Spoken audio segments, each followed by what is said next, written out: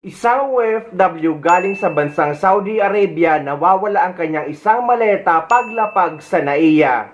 Dalawa ang chinek-in niya galing Saudi na dumaan sa Dubai at paglapag sa NAIA ay isang maleta na lang ang nakuha niya sa conveyor.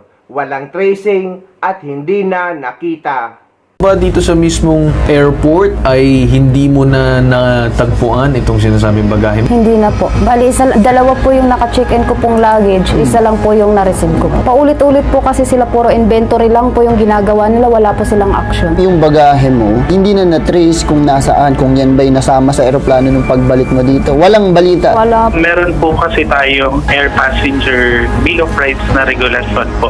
Nakapaloob po dito yung mga karapatan po ng ating mga pasahero.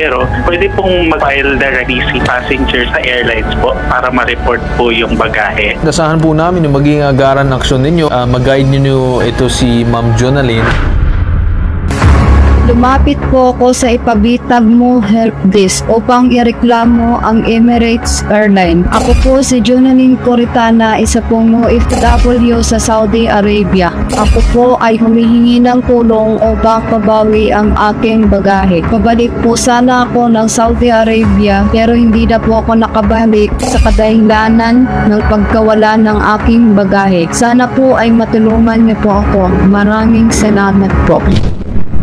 Doon sa parte ng inyong bagahe, kayo ay bumiyahe galing abroad, pabalik dito sa Pilipinas. Tama po ba? Apo. And then, nung pagbalik nyo dito sa Pilipinas, kailan po kayo dito dumating? June 11. So, 11 June po. 11 ka dumating.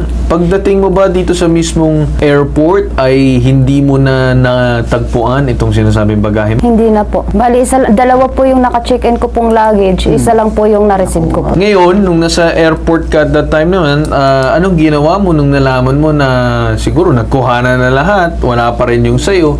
Ano yung ginawa mo? May lumapit po sa akin isang staff po, tapos nagtanong po sa akin kung ano daw po nangyari. Then sabi ko po nawawala po yung isang luggage ko. Then binigyan po nila ako ng isang report, paper po, nakatunayan po na nanggaling po sa kanila na missing po yung luggage ko. Sinong staff ito ang lumapit sa inyo? Hindi ko po kilala eh. Doon lang po yun sa may claim luggage. Ngayon, nung nakuha mo na yung mismong report form, ikaw ay nag-file doon sa mismong airport, tama ba? Opo. May pinapirmahan lang po sila sa akin. May pinapirmahan sa'yo. Opo. Ngayon, itong mismong airline ba, nakapag-file ka ng official missing baggage report para malaman din nila na meron kang sinasabi na wawalang bagahe? So, hindi ka pa Galing po sa nakapag-file? NAIA lang po yung papers po na hawak ko po. So, sa isang NAIA staff lang. po. Sinubukan Opo. mo ba kahit mag-email doon sa mismong airline na nawawala ang iyong bagahe or anything, or sabi ng NAIA management sila daw ang bahala doon? Opo, yung doon lang po ako nakapag-email po sa kanila bali, paulit-ulit po kasi sila puro inventory lang po yung ginagawa nila, wala po silang action. Sino ang nagsabi nito? Doon po sa may office po ng NAIA. Office ng NAIA. Opo, ng NAIA Wala pang po. action. Opo. So, sinubukan mo ba mag-reach out doon sa mismong airline aside dito sa NAIA? Hindi po sir, kasi hindi ko po alam eh. So Ano po hindi nyo kasi mag-email? kabisado. Okay. So, yung bagahe mo, hindi na na-trace kung nasaan, kung yan ba'y nasama sa aeroplano nung pagbalik mo dito. Walang balita Wala po. Ang sabi lang po nila may nakakuha daw po na na isang tao daw po. isang tao. So, siguro para nagkapalit or what. Parang ganun po. Oh, pero ako concerned ako sa sinabi mo na walang action pa sa ngayon. Opo, Pero wala po nag-file ka talaga. ng missing baggage or luggage. Opo, meron. Oo, ang sinasabi sa iyo sa inventory nila wala talaga. Pero Opo. the question is, ano ba ang magagawa nila tungkol dito? May nasabi ba sila na maaaring gawin?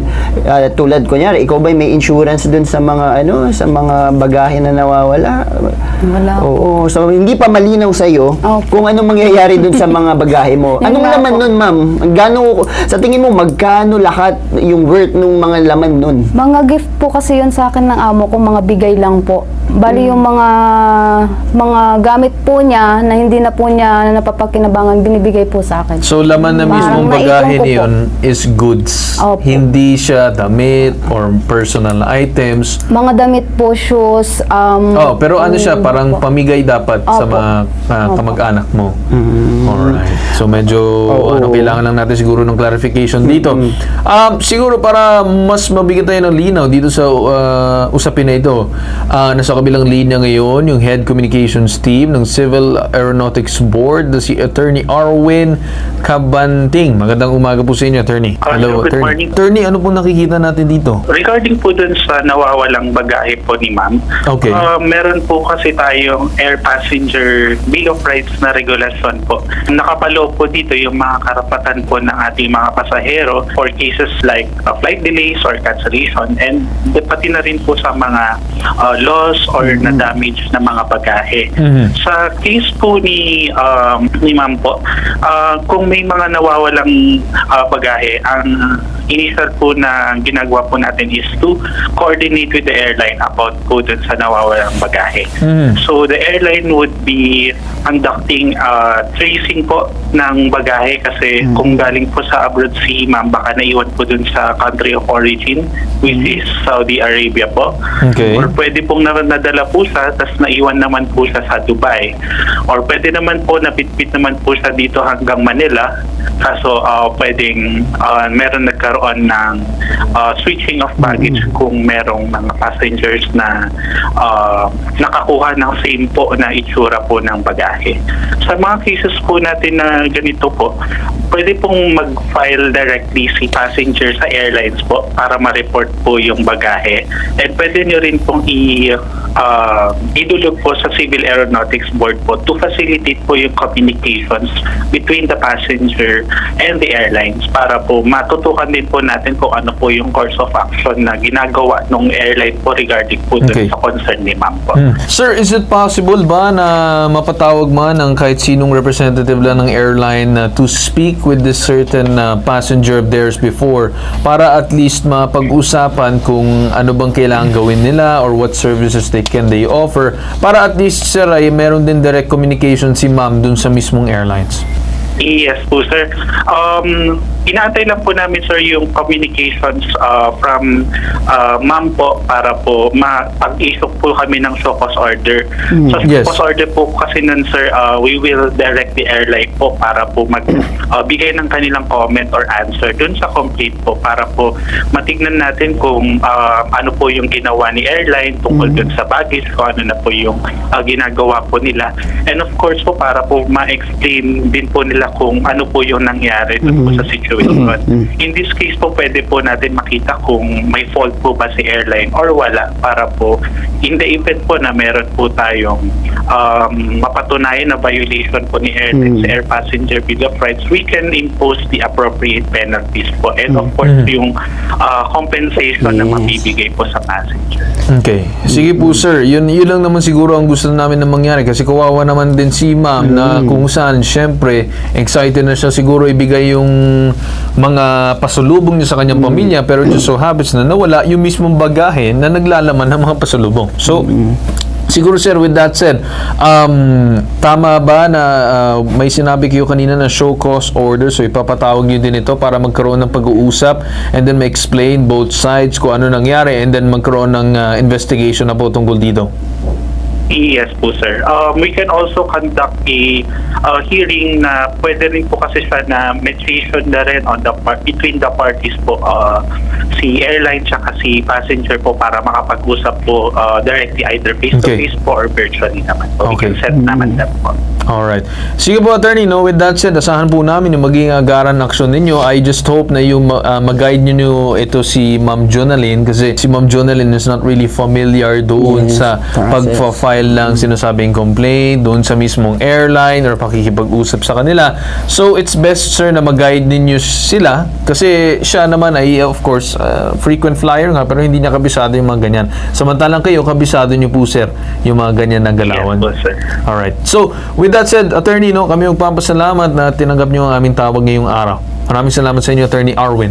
So, ma'am, naging klaro na ba sa inyo kung anong dapat kailangan gawin? So, of course, may susundin pa rin tayo ng proseso para at least sa'yo magkakaroon na ng movement. Kasi yung sa amin naman, of course, hindi ka naman din namin masisi dun sa mga pangyayari. Kasi hindi naman lahat ng mga OFW or Filipinos na nagbabiyahe, kabisado yung ganitong proseso kapag nawala ang isang bagahe. No? So, syempre, ikaw naman, wala namang din kamalay-malay dun sa nangyari na nawala yung bagahe mo. Gusto mo lang naman, may uwi sana yung gamit at mabigay dun sa pamilya mo, di ba? Opo.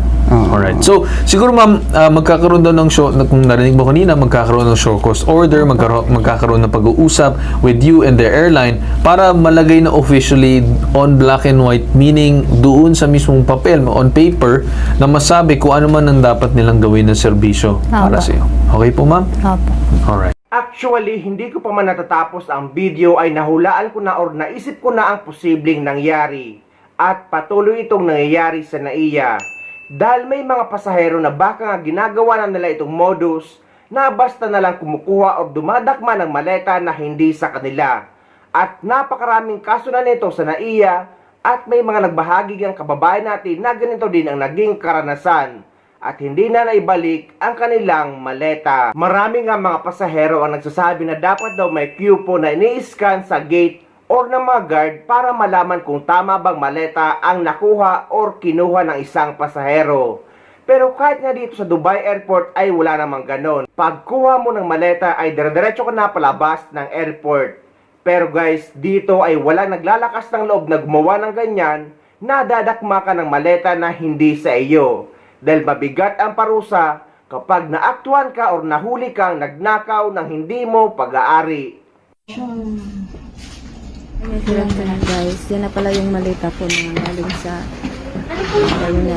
Nandiyan ako sa terminal sa airport. Chinek ko yan, nandiyan ako yan sa loob ng office ng Emirates kasi binalik na sa nakadampot na si Kat Hospicio. Thank you sa pagbalik mo. Kasi nagkamali siya ng pagdampot ng malita guys. Magkamareho kasi kami. Pero hindi niya kasi chinek guys. Kaya yung mga umuwi dyan na check nyo talaga yung maleta nyo, may nakaindikit na pangalan. Kung nag-doubt ko yung visa sa inyo, or pareho ng kapareho talaga lang, may pangalan nyo, check in nyo pa lang. Nakaindikit na yung pangalan natin dyan, parang ticket dyan, nakadikit yan sa bag na. Wala na nga yan eh. Natanggal na niya yan, wala na, hinanap yung pangalan ko, wala na. Kasi bubuksan na sana niya guys, ay hindi man sa kanya.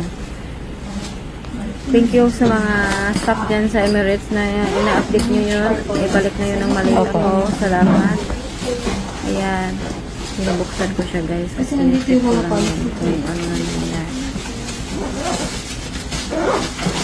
Sa mga ano dyan, double check para hindi kayo na ganito na nakaabala sa mga iba. Ako'y parang baliw nang hanap-hanap yan doon sa airport guys kung saan na yung malita ko. Yun pala, nadala na pala ng ibang tao. Sa inyo, Marimar.